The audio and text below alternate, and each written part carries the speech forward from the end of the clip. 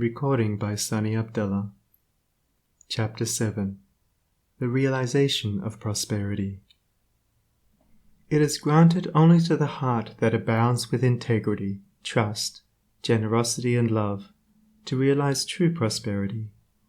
The heart that is not possessed of these qualities cannot know prosperity, for prosperity, like happiness, is not an outward possession, but an inward realization.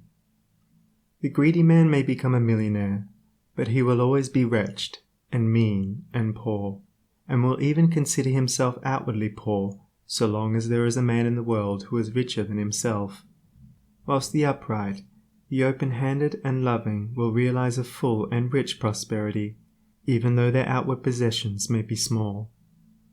He is poor who is dissatisfied, he is rich who is contented with what he has, and he is richer who is generous with what he has.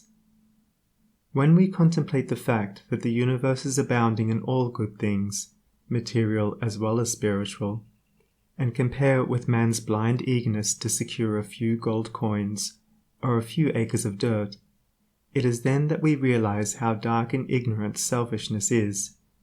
It is then that we know that self-seeking is self-destruction. Nature gives all, without reservation, and loses nothing. Man, grasping all, loses everything. If you would realize true prosperity, do not settle down, as many have done, into the belief that if you do right, everything will go wrong. Do not allow the word competition to shake your faith in the supremacy of righteousness. I care not what men may say about the laws of competition, for do I not know the unchangeable law, which shall one day put them all to rout, and which puts them to rout even now in the heart and life of the righteous man? And knowing this law, I can contemplate all dishonesty with undisturbed repose, for I know where certain destruction awaits it. Under all circumstances, do that which you believe to be right, and trust the law. Trust the divine power that is immanent in the universe, and it will never desert you, and you will always be protected. By such a trust all your losses will be converted into gains, and all curses which threaten will be transmuted into blessings. Never let go of integrity, generosity, and love, for these, coupled with energy, will lift you into the truly prosperous state. Do not believe the world when it tells you that you must attend to number one first, and to others afterwards. To do this is to not think of others at all, but only of one's own comforts. To those who practice this, the day will come when they will be deserted by all, and when they cry out in their loneliness and anguish, there will be no one to hear and help them. To consider oneself before all others is to cramp and warp and hinder every noble and divine impulse. Let your soul expand. Let your heart reach out to others in loving and generous warmth, and great and lasting will be your joy, and all prosperity will come to you.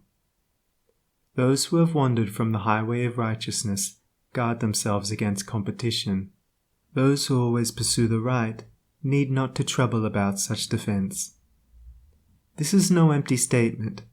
There are men today who, by the power of integrity and faith, have defied all competition, and who, without swerving in the least from their methods, when competed with, have risen steadily into prosperity, whilst those who tried to undermine them have fallen back defeated.